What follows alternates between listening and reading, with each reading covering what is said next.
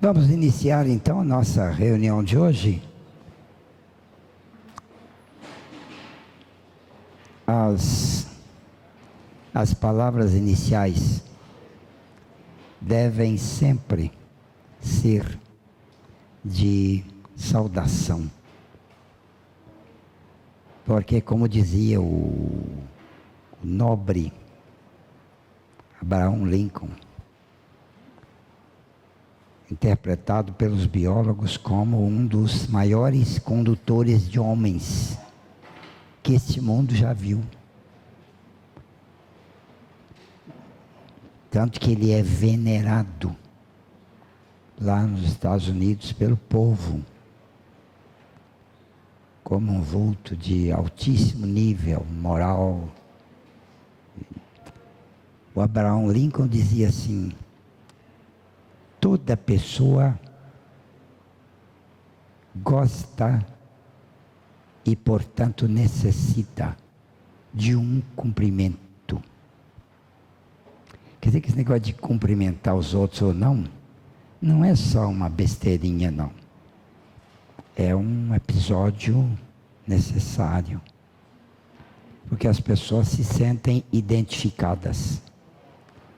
Considerando que nós todos temos uma suspeita natural de que as pessoas podem não gostar de nós.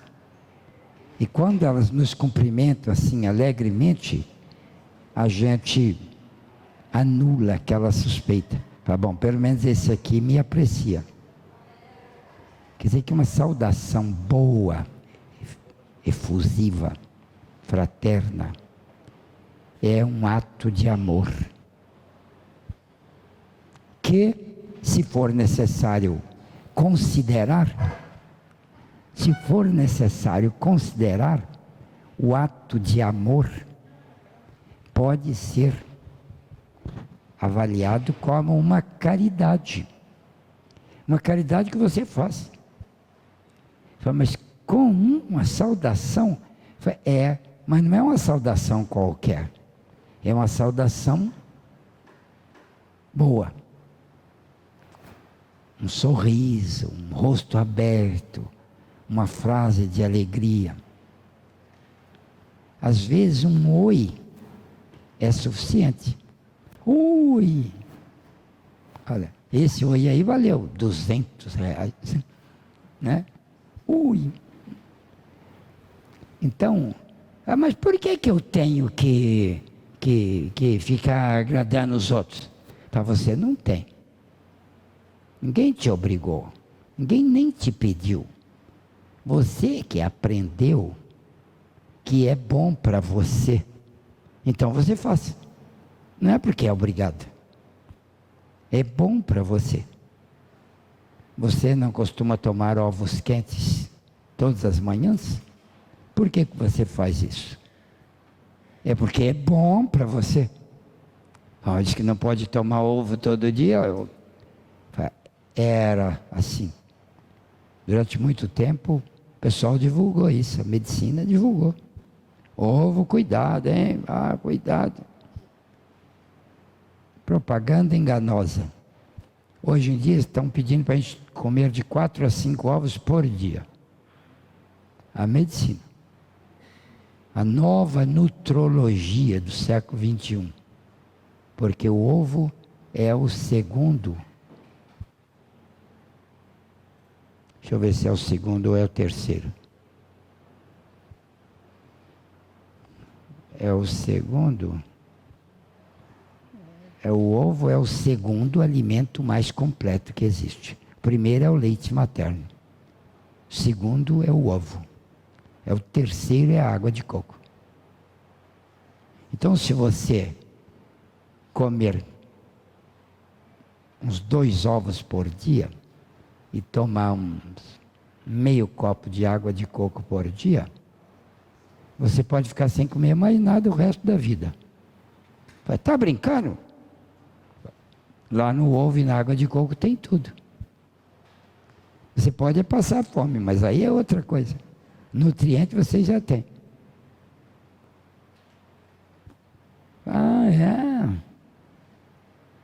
É bom, não fique só nesses 2, né? Se você puder comer um pedacinho de batata doce, tem todas as vitaminas.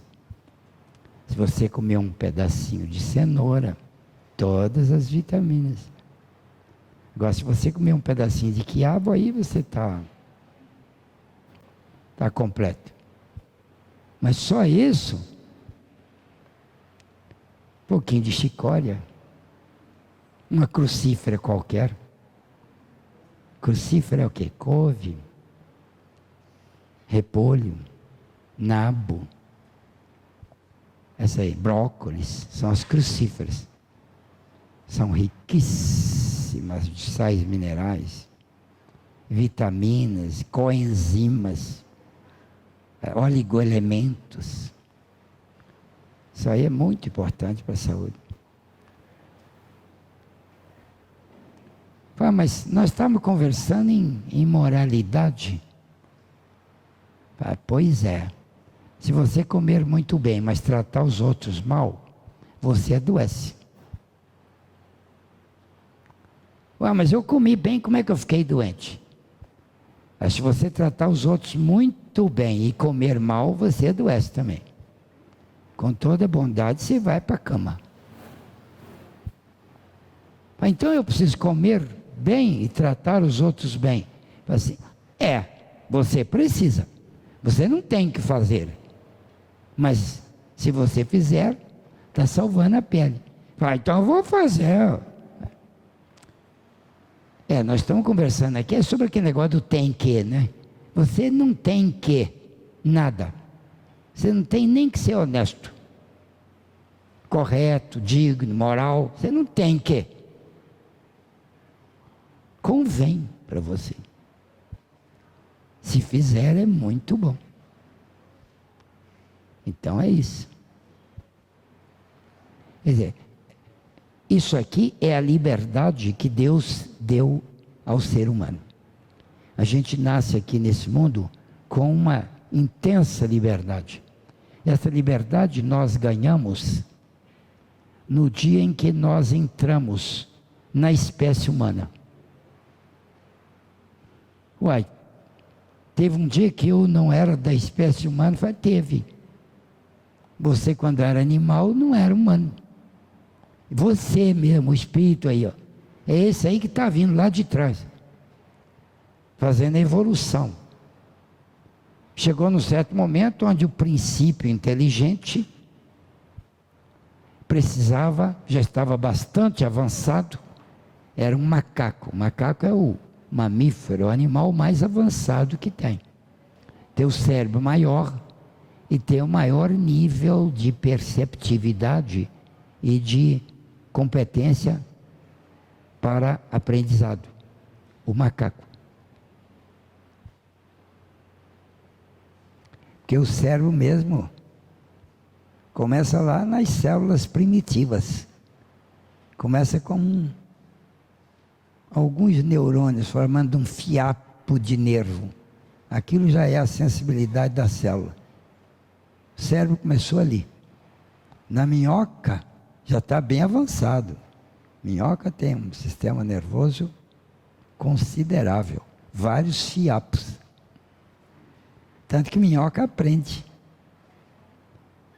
Se você botar a minhoca numa campana de vidro com terra e botar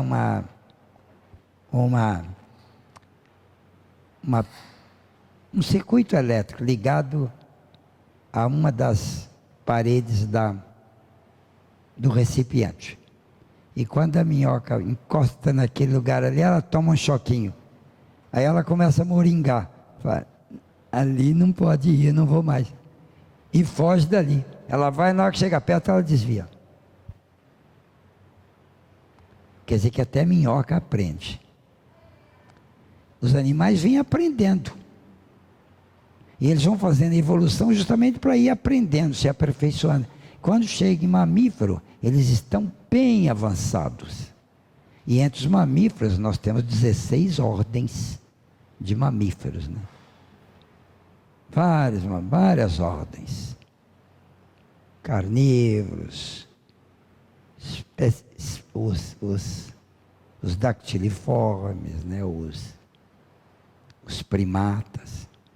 São 16 ordens. Os ungulados, cavalos, né? 16 ordens. Vocês estudaram isso lá no curso médio. As ordens de mamíferos. E primatas. Esta ordem tem os macacos, de todos os tipos, que já tem cérebro mais avançado. Dentre os macacos tem alguns mais especializados, como o chimpanzé. É o mais avançado dos macacos. E é dali que o desenvolvimento do espírito, do ser espiritual, que ele chamava espírito, chamava princípio inteligente. Era a alma do macaco. Quando o macaco morre, a alma dele continua o aprendizado. Ela reencarna no outro filho de macaco que vai nascer lá e continua o aprendizado dela, da alma. Ela já vem lá de trás, a alma. E então, o passo seguinte para o macaco seria o homem. Então a sabedoria divina já elaborou isso. Quando o princípio inteligente, quando a alma do macaco já está o mais avançada que é possível, agora ela vai para a espécie humana, vai mudar de espécie. Porque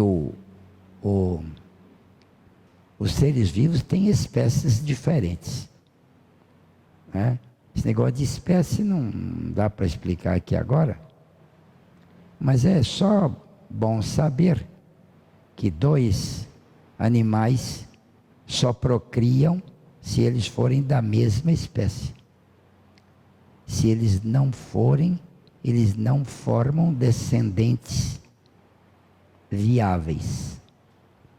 Descendente viável é descendente estéril. Por exemplo, o cavalo tem o jumento, que é de espécie diferente, mas parente do cavalo, né? Uma espécie diferente, é um ungulado. É diferente, é da mesma ordem, da mesma linhagem, até da mesma família, mas são de espécies diferentes. Então o cruzamento de cavalo com jumento dá um descendente chamado burro. O feminino é mula, que é um híbrido. Ele é filho de espécies diferentes. Então ele é estéril. Ele não dá descendente. Quer dizer que ele morreu, acabou. Então, animais que são viáveis têm que ser da mesma espécie. Quer dizer que, agora, uma espécie pode gerar uma outra espécie por meio de mutação cromossômica. Muda os fatores genéticos, mas não muda porque o bicho quer. Tem a orientação divina que faz a mudança, e essa mudança não é porque Deus quer falar, mudou. Não é assim não. Tem uma mudança lá dentro dos cromossomos. Os cromossomos perdem um pedaço, um bombardeiro de uma partícula radioativa, de um raio cósmico, de um raio X, um raio Röntgen, né? Que é o raio chamado X, que pode acertar num gene lá do cromossoma, modifica aquele gene, pronto. Descendente dele já vai ser diferente. Ele pega, se modificar o gene, acontece na descendência. E mutações é que permitiram a variação das espécies. Esse fenômeno de mutações. Vocês estudam isso bem no curso colegial. Bem, curso médio, né? Isso é bem desenvolvido lá. O pessoal não lembra direito, porque na época eles não estavam muito a fim de aprender, não. Só queriam passar de ano igual todo mundo. Lá adiante, quando ele escuta falar, ele fala, nunca vi isso na minha vida. Bom, você já viu, mas esqueceu. Todo mundo esquece mesmo. Pensa que a gente sabe o que está lá, que foi dado para a gente. Se chegar na 8ª série de qualquer curso e fizer um exame no indivíduo lá da 6ª série, 5ª série, ele não passa, ele não sabe. Esqueceu. Pegar um médico que acabou de formar e fizer pergunta do livro lá do 2º ano, do 3º ano de medicina, ele não vai lembrar.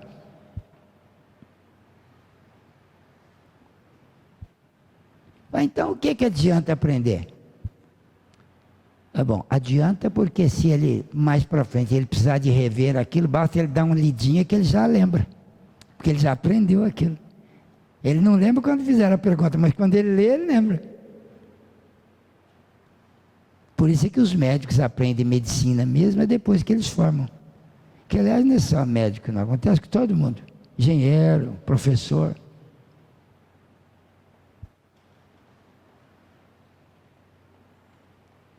Por isso que médico, que não pode brincar com a saúde dos outros, tem que fazer a tal da residência. Porque aí ele fica lá atendendo casos reais, mas com assistência de outros médicos. Se eles passam dificuldade, o outro fala, não, é assim.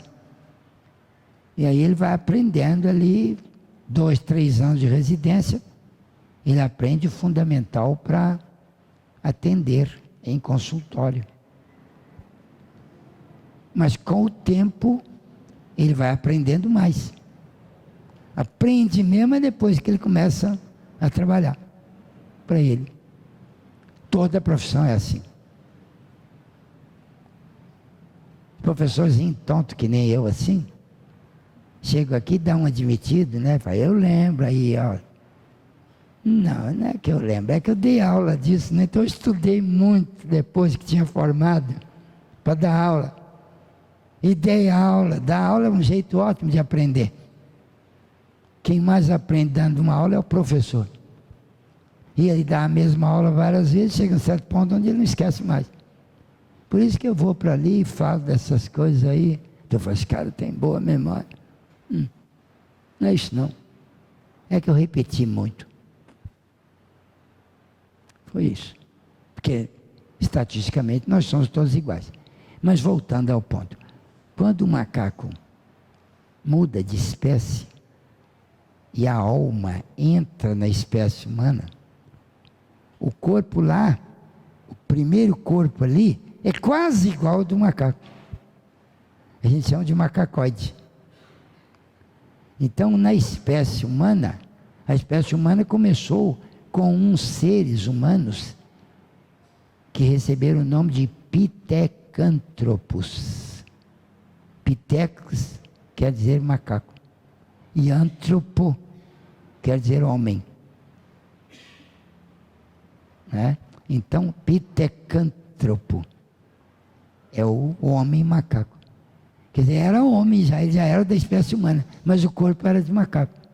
Mas com um novo cérebro, um cérebro mais avançado e tal, ele começou a aperfeiçoar o próprio corpo dele, que ia aparecendo na descendência, por meio de mutações, tudo orientadas pelo psiquismo e pela sabedoria divina.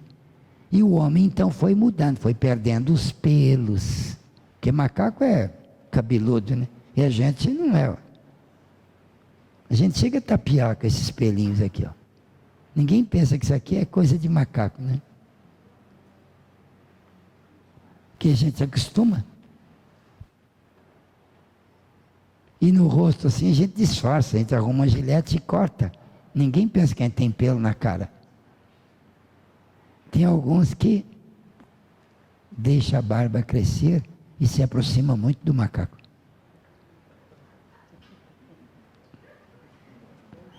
Não é, a sua aí não está grande não. Mas se você não fizer a barba esses dias aí, daqui mais uns dias você já vai, né? Porque aí cresce, ó, fica igual cabeça de macaco, tá? Enche de cabelo, né? Mas, então, o que é que distingue mesmo a alma do homem da alma do macaco? É que até macaco, os animais não tinham capacidade de escolha, ou livre escolha, ou livre arbítrio. Arbítrio é escolha. Livre escolha. Eu posso escolher se eu vou botar o pé ali ou não. Ah, mas o macaco também pode. Mas eu posso escolher se eu vou te xingar ou não. Eu posso escolher se eu vou ficar calado ou se eu falo. Ah, mas o macaco pode escolher se ele vai guinchar ou se ele vai ficar calado. É, mas ele não está bem escolhendo, não. Ele faz por necessidade, impelido pelo instinto. E o homem é por escolha. Quer dizer, o homem é o único animal que ganhou a livre escolha. Mas com a livre escolha que o homem ganhou, ele precisava de ter uma consequência que era importante para o progresso dele. Porque daí para frente ele ia guiar o progresso dele. Porque agora ele ia ter consequência dos seus atos. Ele não ia mais ser guiado pela providência divina, igual os animais são. Os animais vivem lá no mato e tal, não tem medicina, não tem dentista, não tem fisioterapia, não tem iPhone, não tem nada. E eles sobrevivem. Eles ficam lá, eles estão lá, cheios de saúde e tal. A providência divina toma conta dos animais. Mas no homem, não. O homem está sujeito à consequência das suas escolhas. Esse tipo de decisão aí da sabedoria divina, de dar ao homem a escolha e culpar o homem dos seus desacertos, foi também importante para que o homem tivesse o prêmio dos seus acertos. Se ele acerta, ele tem o prêmio. Se ele erra, ele tem a consequência, não é o castigo. Não tem castigo, tem consequência. Para tudo é consequência. Se você planta, você colhe e faz igual a formiga, né? Que trabalhou no tempo da seca. E quando chegou no tempo das águas, ela ficou escondida lá dentro da casa dela. E a chuva lá fora malhou e ela tinha comida lá. Agora a cigarra não quis trabalhar. E a formiga convidou a cigarra. Olha, querida, vamos trabalhar um pouquinho, logo, logo começa as águas. Assim, não, eu preciso cantar. Eu preciso cantar. Assim, bom. E quando chegou no tempo das águas, a cigarra não tinha comida lá naquela chuva toda, né? Então ela foi pedir para a formiga um pouquinho. A formiga não tinha esse negócio de caridade, ela não estudou Allan Kardec, não descobriu o negócio da consequência da ganância e da não divisão, não é? Não estudou o que Jesus ensinou. E a formiga estudou. Não, a formiga não estudou. Ela não deu nada para a cigarra. A cigarra pediu para ela, ela assim, o que você fazia no tempo da seca? Assim, eu cantava. Assim, então, querida, agora você dança.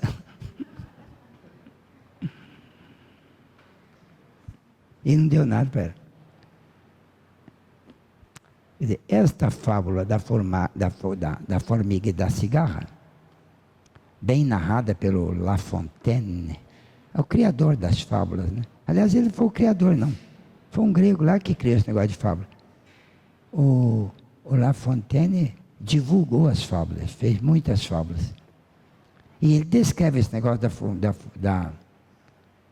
da cigarra e da formiga, na fábula direta lá, né?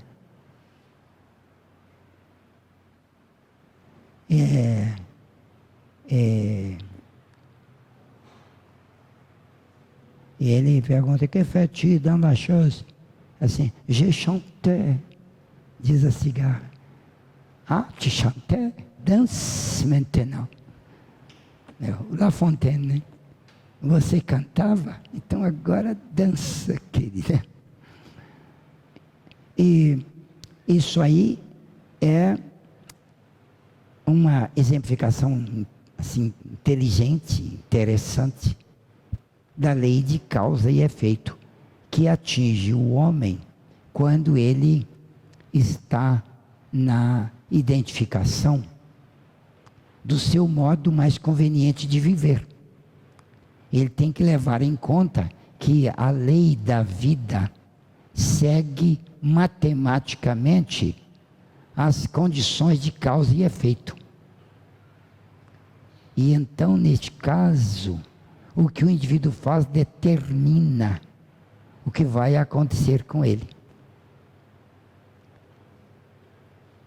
E ele vai ter que aprender com o tempo, através da experiência.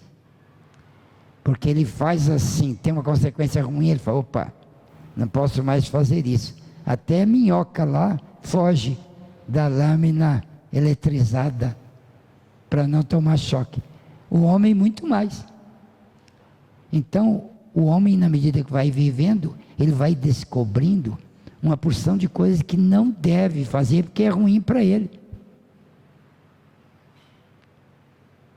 E uma das coisas que o homem descobre facilmente é esse negócio de trabalhar. Trabalhar, no começo, é um negócio muito chato. Todo dia levantar cedo, ir para o serviço. Não vou, não.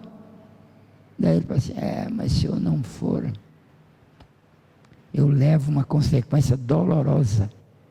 Eu não vou ganhar o dinheiro. E sem o dinheiro eu não vou comprar as coisas que eu preciso, inclusive comida. Então deixa eu ir. Quer dizer, a necessidade impele, por causa da consequência. Se não fosse a consequência, o indivíduo não saberia que ele tem que ir trabalhar. Você tem que evitar as condições insalubres. Isto é, as condições de vida que prejudicam a saúde. Porque senão você fica doente. Eu não ligo não. E pratica a insalubridade e fica doente. E na doença dói. Aí ele fala, preciso praticar as condições de salubridade. E começa a varrer a casa, lavar as vasilhas, aquelas coisas.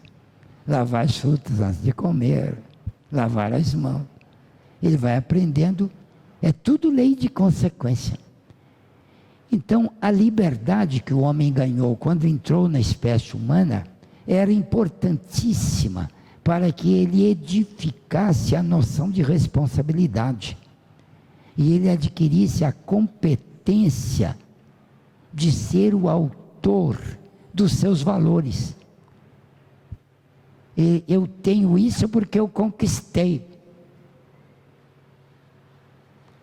Assim, mas você não tem que ser grato a Deus, Deus é que te deu. Assim, Deus me deu a parte dele é os recursos, ele me deu todos, mas disse que com os recursos a decisão é minha.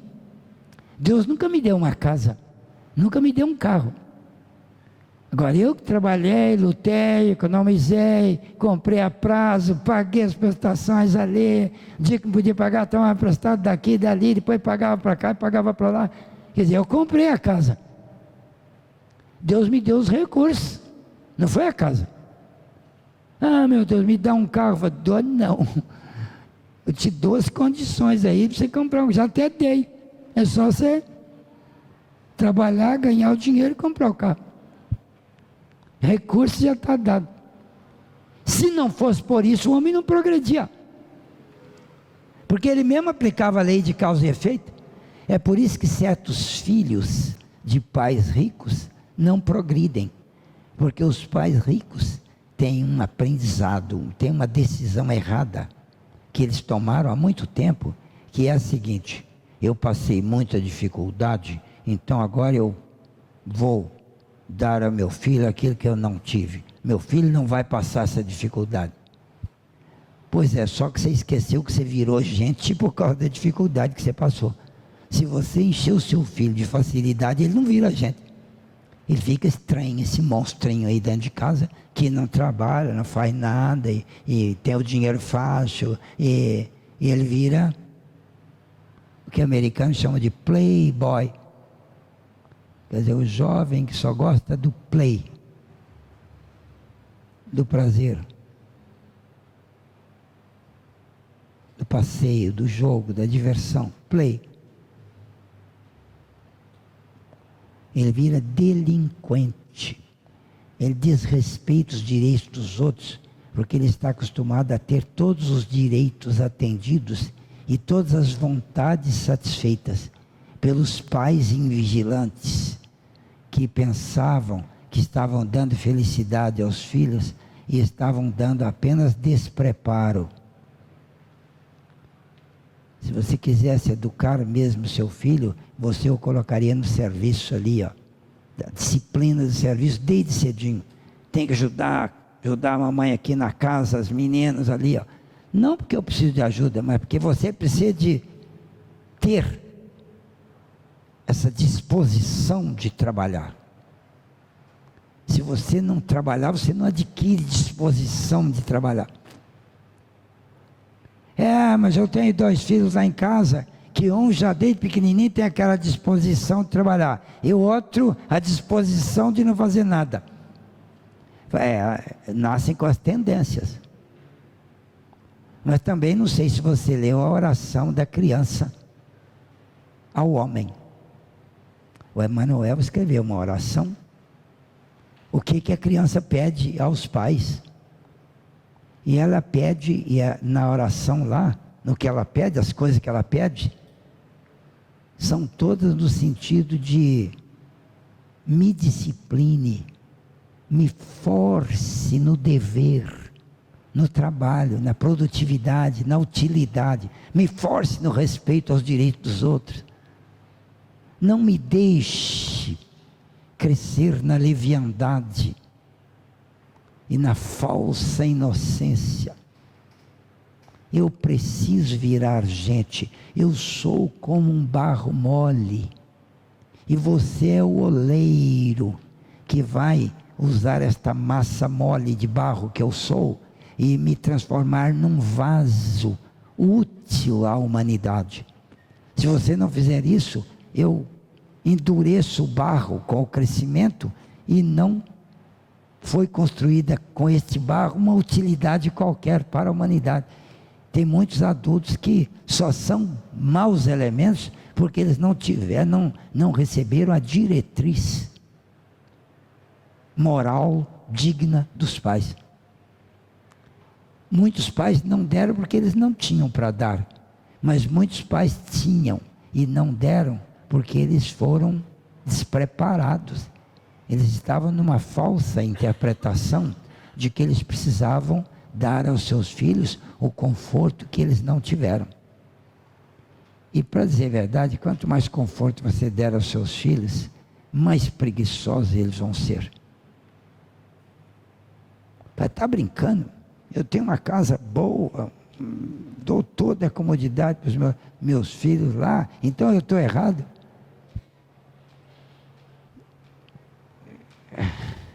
Não fui eu que inventei essa regra, não sou eu que tenho que ficar jogando na sua cara isso. Isso aí é coisa lá que Jesus é que falou. A experiência do mundo é que está mostrando que é assim. Se você está tendo muito conforto para os filhos, para a família, você tem um trabalho muito mais sério pela frente, que é o de identificar como é que você vai forjar o caráter deles no trabalho ali, na disciplina. O Antônio Hermílio de Moraes, o homem mais rico do Brasil durante muito tempo, teve uma porção de filhos, e ele entendeu esse negócio. Os filhos dele, todos, que o Antônio Hermílio tinha, acho que mais de 200 empresas, não? O homem mais rico do país. Ele começou com a Votorantim, E no fim ele tinha até hidrelétrica, tinha fábrica de tudo quanto era coisa. Cresceu feito um danado, porque ele trabalhava, inteligente para danar, trabalhador, correto, bem assistido por causa da correção. Agora, o que ele fez pelos filhos? Assim, eu posso arrebentar com os meus filhos, eu sou muito rico. Nem carro ele não deu aos filhos. A filha dele, quando foi trabalhar na empresa dele, ela ia de ônibus. E se você vai ganhar um salário, depois você compra um carro para você. Quando ela ganhou o salário, que ela já estava juntando, ela disse, pai, eu já posso comprar um carro? Eu disse, pode, mas usado, porque o seu dinheiro não dá. Ela conta isso até hoje lá. Escutei ela falando isso na televisão. O pai dela fez com ela. Ela disse que morreu de raiva dele. Mas depois ela entendeu que ele estava certo. E lá na empresa, o filho dele entrou como office boy, atendendo lá as instruções das diferentes necessidades da empresa ali, ó. E aí ele foi subindo ali, ó. No fim ele era dono da empresa, mas ele passou por todos. Ele disse assim, filho, se você não subir por conquista, você não vai saber dirigir o negócio. Nosso negócio vai falir com você. Pai tem um patrimônio vasto e bota um malandro playboy depois para vir ser dono. Ele é perverso, é cruel, preguiçoso e estroina. Vai deixar a empresa se afundar toda. Vai fazer retiradas monstruosas aí por mês, sem ver as crises, sem responsabilidade nenhuma. Acha que o dinheiro é infinito. Quebra a empresa. Cansei de ver gente com empresa boa e passa para o filho quebra a empresa. Porque não foi treinado na disciplina ali, ó. Aqueles pais enérgicos que botam o filho lá.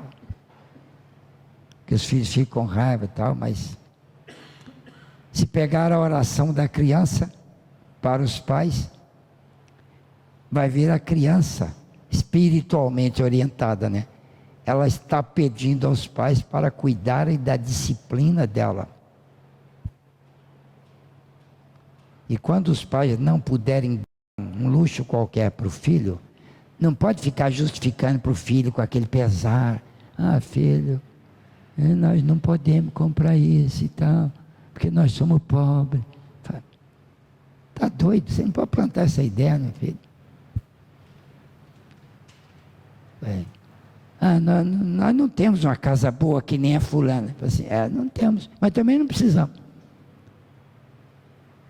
Não faz falta aquilo lá. Essa cama aqui que você tem é muito boa para você. E você vai fazer muito bem se não tiver inveja do outro lá, porque aquilo lá não vai ajudar ele em nada. O que vai ajudar é o caráter que você está construindo aqui, ó. É isso que vai ajudar. Porque o indivíduo que fica rico não é aquele que herda dos pais ricos, não. É aquele que tem preparo condicionado de capacidade de serviço. Isso chama garra. Garra. Capacidade de... O indivíduo se dedica, trabalha, é condicionado a trabalhar. Tem que começar cedo para construir isso. Esse indivíduo que tem garra e tem um mínimo de criatividade, não precisa ser muito inteligente, não basta ser inteligente, normal, fica rico. Qualquer negócio desse cara vai para frente. E logo aplica no outro negócio e tal, e tal, e tal, e tal.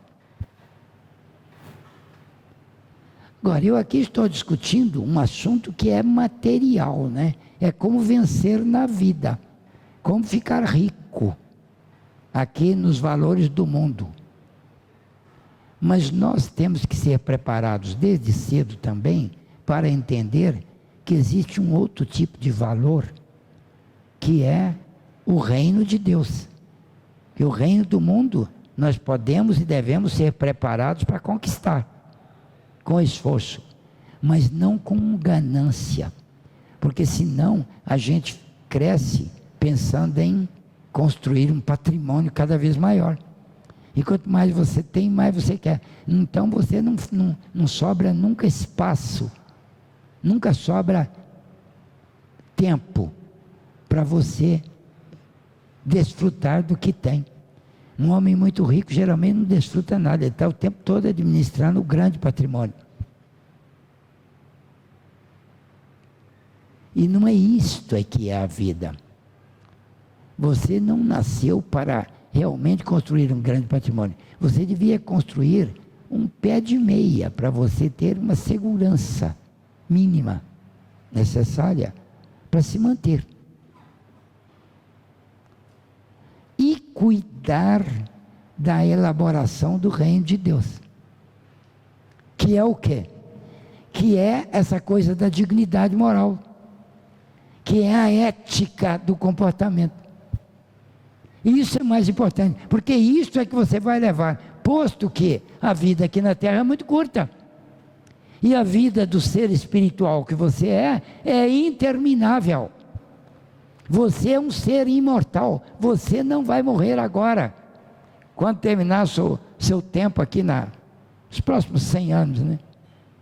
Em 100 anos quando chegar o seu dia lá de bater as botas, você não vai morrer. Você vai só desencarnar. É a alma que sai do corpo. E a alma é você.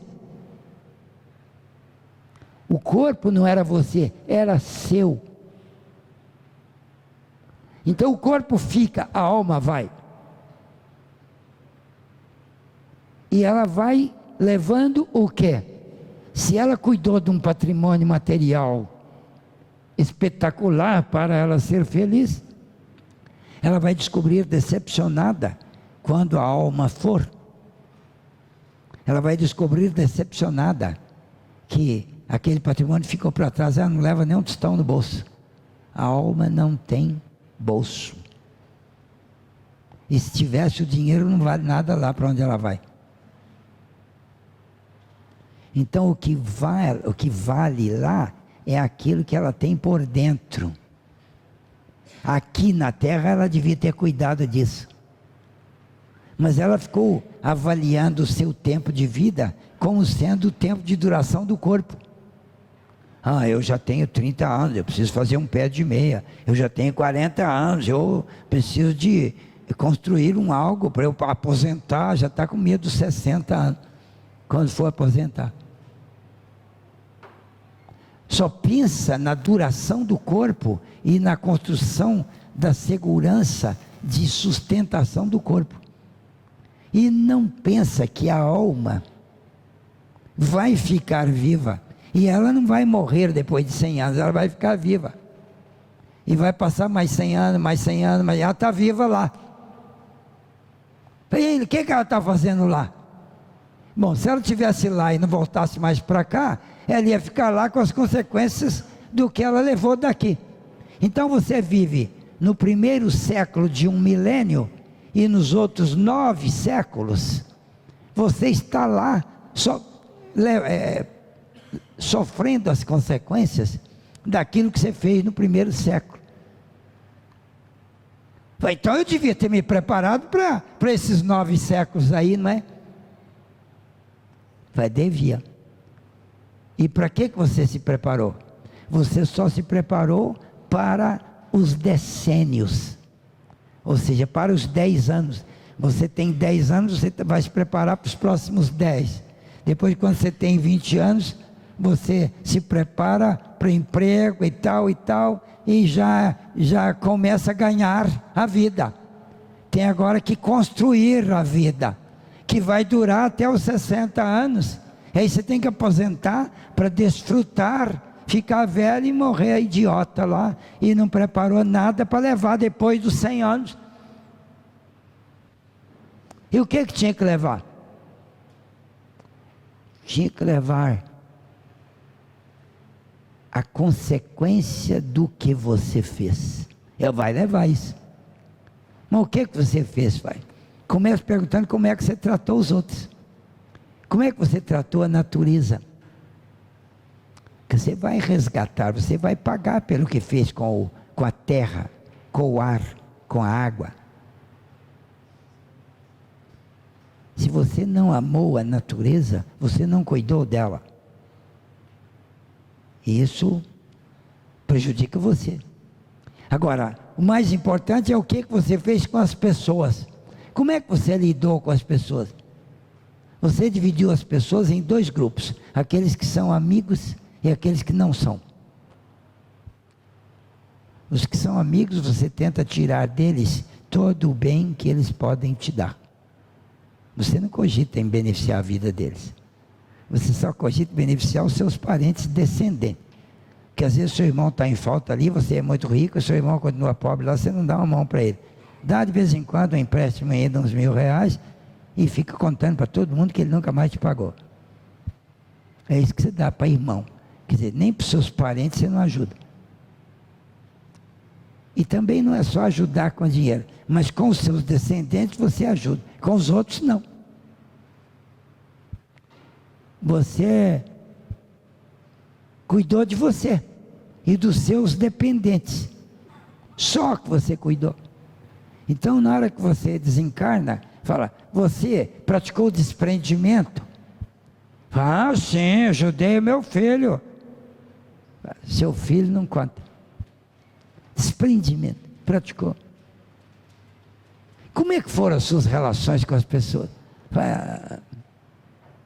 Quer dizer, a gente não cuidou das relações da gente com as outras pessoas, quando está aqui na Terra. A gente não planejou isso, a gente não colocou isso como sendo principal, que é o dos 9 séculos seguintes, né? Isso supõe que fosse só 1000 anos, só que não é 1000 anos, depois tem outros 1000 que começam.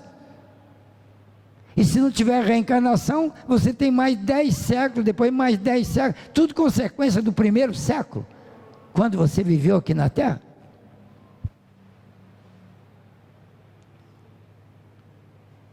Vamos lá de lá, eu não posso consertar não. Você veio para cá para quê? É aqui que conserta. É aqui que constrói. Nossa, então o que eu tenho que fazer? Enquanto você está aqui na carne, pergunte o que você tem que fazer. Você tem que conviver bem com as pessoas. Como é que você trata as pessoas?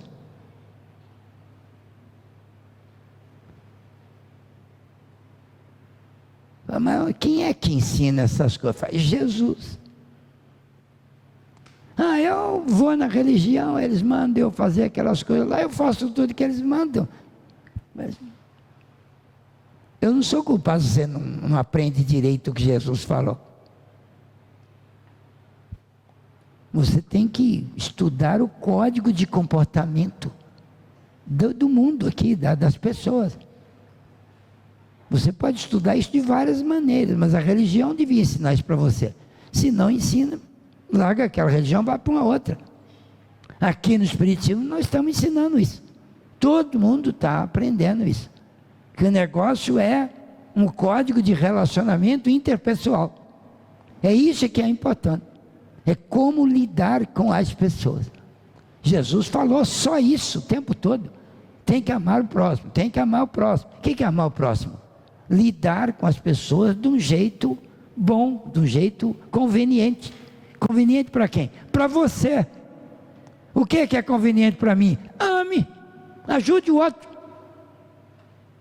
Mas isso não é conveniente para mim, assim, para o egoísmo não é, mas para a realização do reino de Deus é, porque você se relaciona, você se expande,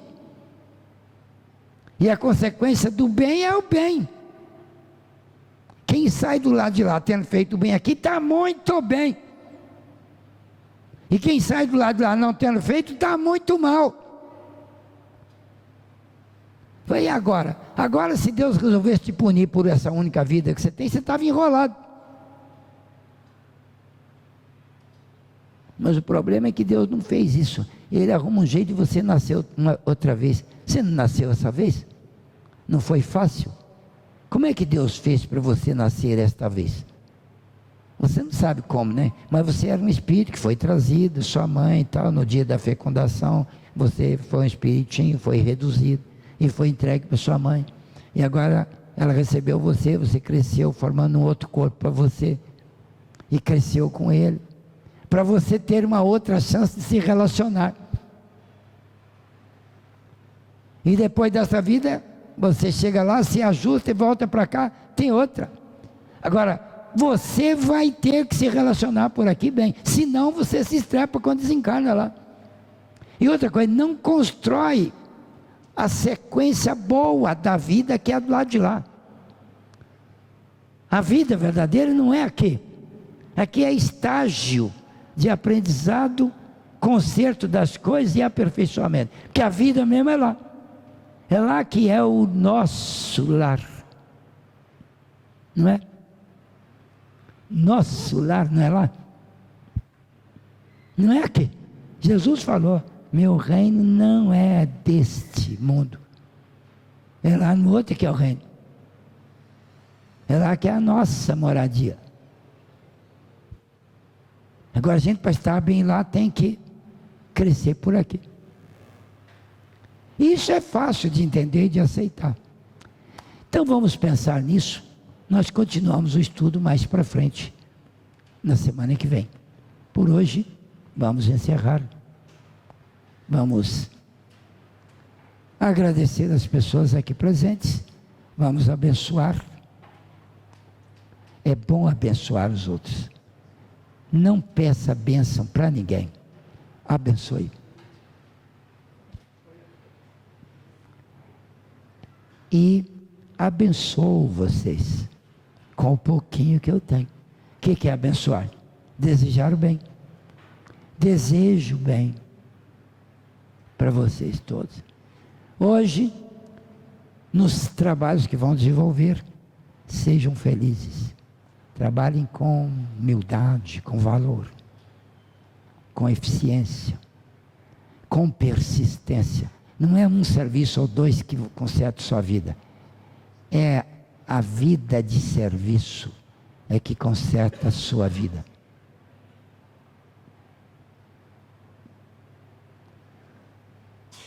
Então vão com Deus, estaremos juntos na semana que vem. Obrigado e até mais.